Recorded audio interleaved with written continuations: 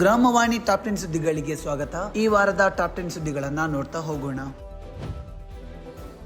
ಗ್ರಾಮೀಣಾಭಿವೃದ್ಧಿ ಮತ್ತು ಪಂಚಾಯತ್ ರಾಜ್ ಇಲಾಖೆ ಸಚಿವರಾದ ಸನ್ಮಾನ್ಯ ಶ್ರೀ ಈಶ್ವರ ಬಿ ಖಂಡ್ರೆ ಅವರ ಅಧ್ಯಕ್ಷತೆಯಲ್ಲಿ ಗ್ರಾಮೀಣ ಕುಡಿಯುವ ನೀರು ಮತ್ತು ನೈರ್ಮಲ್ಯ ಇಲಾಖೆಗೆ ಸಹಾಯಕ ಇಂಜಿನಿಯರ್ ಮತ್ತು ಕಿರಿಯ ಇಂಜಿನಿಯರ್ ಹುದ್ದೆಗಳಿಗೆ ಆಯ್ಕೆಯಾಗಿರುವ ಅಭ್ಯರ್ಥಿಗಳಿಗೆ ನೇಮಕಾತಿ ಆದೇಶ ವಿತರಣೆ ಕಾರ್ಯಕ್ರಮವು ಬೆಂಗಳೂರಿನ ವಿಧಾನಸೌಧದಲ್ಲಿ ನಡೆಯಿತು. ಕಾರ್ಯಕ್ರಮದಲ್ಲಿ ಗ್ರಾಮೀಣಾಭಿವೃದ್ಧಿ ಮತ್ತು ಪಂಚಾಯತ್ ರಾಜ್ ಇಲಾಖೆಯ ಸರ್ಕಾರದ ಕಾರ್ಯದರ್ಶಿ ಡಾಕ್ಟರ್ ಸಮೀರ್ ಶುಕ್ಲಾ, RDWSD ಆಯುಕ್ತರಾದ ಫೌಜಿಯಾ ತರನ್ನುಂಬಿ ಸೇರಿದಂತೆ ಇಲಾಖೆಯ ಇತರ ಅಧಿಕಾರಿಗಳು ಇದ್ದರು.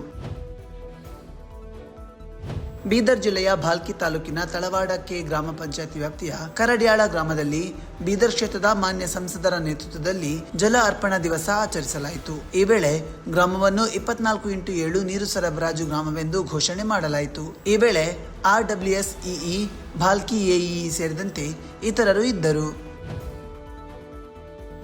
RDWSD ಆಯುಕ್ತರಾದ ಫೌಜಿಯಾ ತರನ್ನುಂಬಿ ಅವರು ಬೆಂಗಳೂರಿನಲ್ಲಿ ನಡೆದ ಪ್ರಗತಿ ಪರಿಶೀಲನಾ ಸಭೆಯ ಅಧ್ಯಕ್ಷತೆ ವಹಿಸಿ ಬಾಕಿ ಇರುವ ಆಫೀಸ್ ಕಡತಗಳು ಮತ್ತು ಸ್ವೀಕೃತಿಗಳ ವಿಲೇವಾರಿ, ಕುಂದುಕೊರತೆಗಳ ಪರಿಹಾರ ಹಾಗೂ CIRP ಪ್ರಗತಿಯನ್ನು ಪರಿಶೀಲಿಸಿದರು. RDWSD ತಾಂತ್ರಿಕ ಸಲಹೆಗಾರರಾದ ಶ್ರೀ ಎಜಾಜ್ ಹುಸೇನ್ ಹಾಗೂ ಇಲಾಖೆಯ ಇತರ ಅಧಿಕಾರಿಗಳು ಸಭೆಯಲ್ಲಿ ಉಪಸ್ಥಿತರಿದ್ದರು.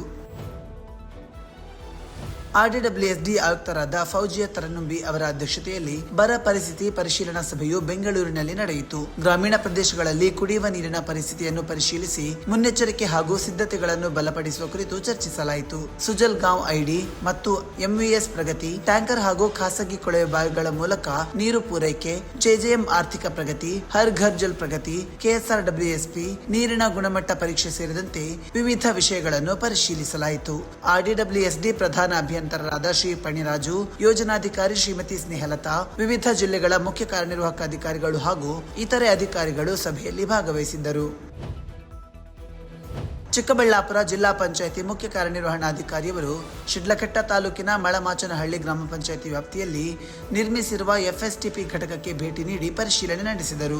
ಘಟಕದಲ್ಲಿ ಕೆಲವೊಂದು ರಿಪೇರಿ ಕೆಲಸಗಳಿದ್ದು ವಾರದೊಳಗೆ ಪೂರ್ಣಗೊಳಿಸಿ ಮುಂದಿನ ಸೆಪ್ಟೆಂಬರ್ ತಿಂಗಳ ಮೊದಲ ವಾರದಲ್ಲಿ ಘಟಕ ಸಂಪೂರ್ಣವಾಗಿ ಕಾರ್ಯಾಚರಣೆಗೊಳ್ಳಲು ಅಗತ್ಯ ಕ್ರಮ ಕೈಗೊಳ್ಳಬೇಕು ಎಂದು ಸೂಚಿಸಿದರು. ಈ ಸಂದರ್ಭದಲ್ಲಿ ಮನೆ ಉಪ ಕಾರ್ಯದರ್ಶಿಗಳು, ಇಲಾಖೆಯ ಕಾರ್ಯಪಾಲಕ ಅಭಿಯಂತರರು ಸೇರಿದಂತೆ ಇತರರು ಇದ್ದರು.